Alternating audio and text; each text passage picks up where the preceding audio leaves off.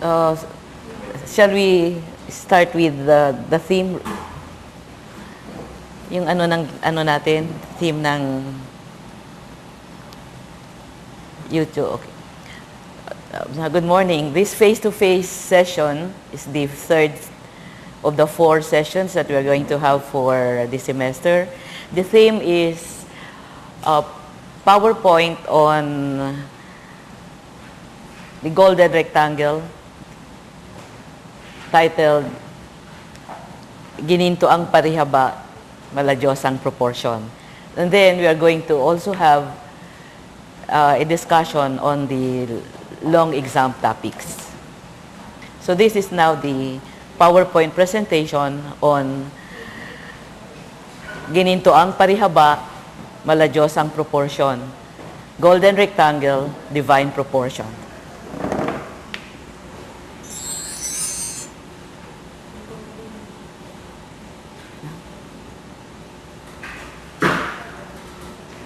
So, gininto ang parihaba at maladyosang proportion. That's the Filipino Filipino language for golden rectangle and the divine proportion.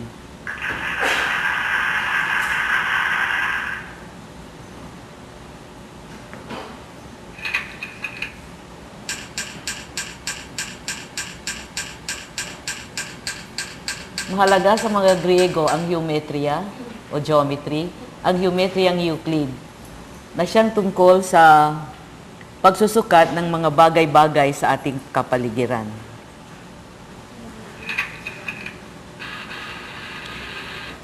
Katangiang tatsulok o triangle property. Tanong, kung mayroon ba kayong tatlong toothpick na di magkatumbas ang haba, tulad nito, B, C.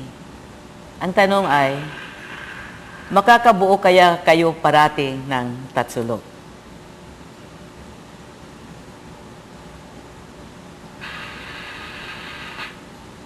Kung ang sagot ninyo ay hindi, correct kayo dyan.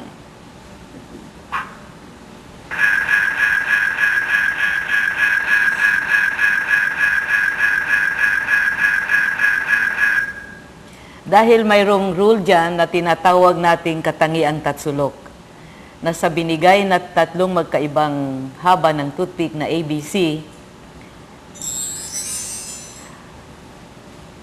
mayroong tatsulok na mabubuo kung at tanging kung nasunod lamang ang katangiang tatsulok o triangle property na isinasaad ng sumusunod na tatlong ditumbasang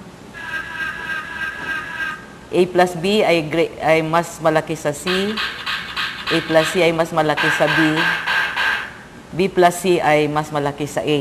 Ang ibig sabihin ng mga tumbasang ito ay ang sum ng kahit anong dalawang numero ay mas malaki kaysa pangatlo. So, ibig sabihin, yung tatlong numero na to ay nagsasatisfy ng triangle property o katangiang tatsulok.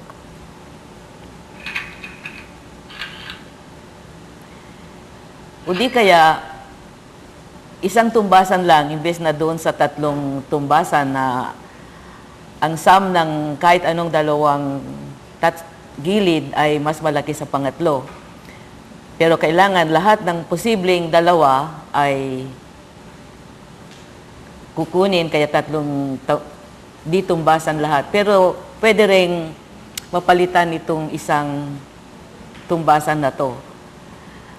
Na ang ibig sabihin nito, ang difference ng dalawang gilid at ang sum ng dalawang gilid na ito,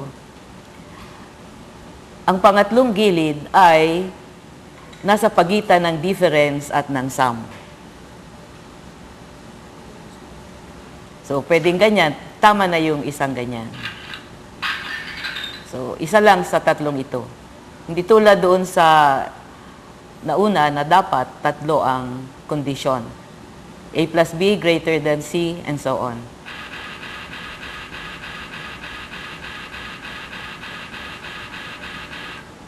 Sa tumbasang ito, kahit aling panig ng tatsulok ay nasa pagitan ng difference at sum ng natitirang dalawang panig.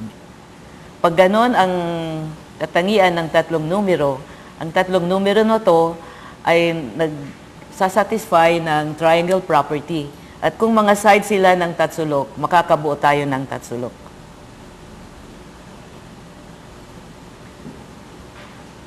So, paano ba nabuo ang mga sinundang ditumbasan, yung difference? Mula sa triangle property, yung tatlo na yon, A plus B greater than C, B plus C greater than A, at A plus C is greater than B. Halimbawa, ang side na A, mula sa pangalawang ditumbasan,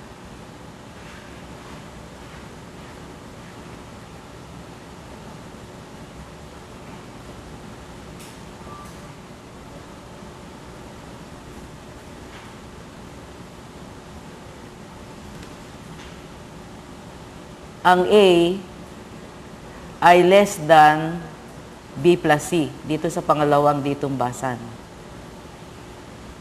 Samantalang, mula sa unang ditumbasan, ito yung ang A naman, pag transpose natin ng B, ang A ay greater than B minus C.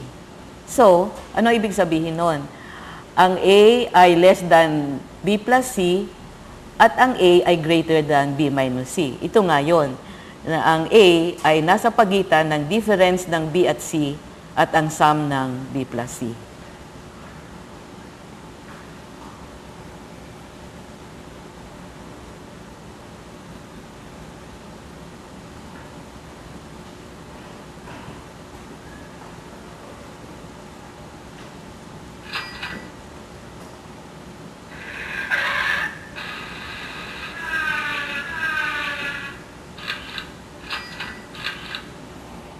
Pythagorean theorem.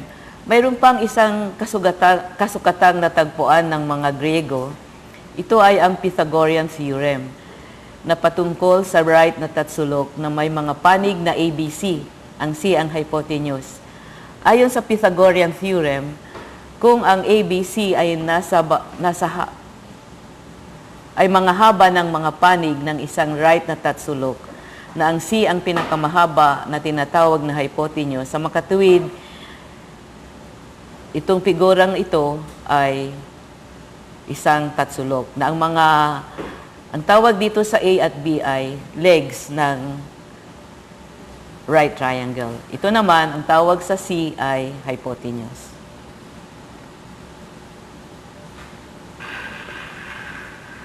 Kung ganon, ang Pythagorean theorem ay itong tumbasan na to, A squared plus B squared is equal to C squared. Ang ibig sabihin, ang sum ng squares ng legs ay equal sa square ng hypotenuse.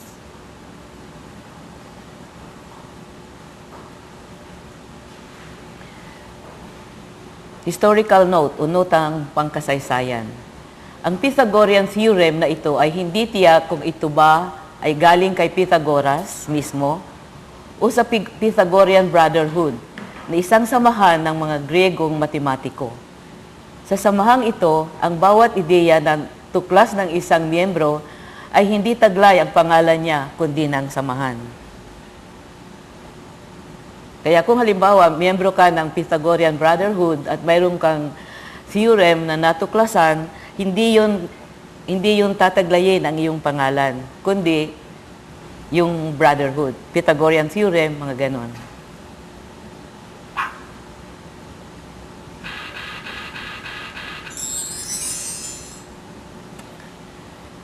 Maladiyosang proportion o divine proportion.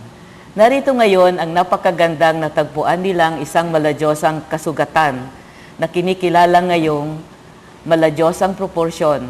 Sa Ingles, divine proportion. Maganda yung tag-Pilipino, di ba? Okay.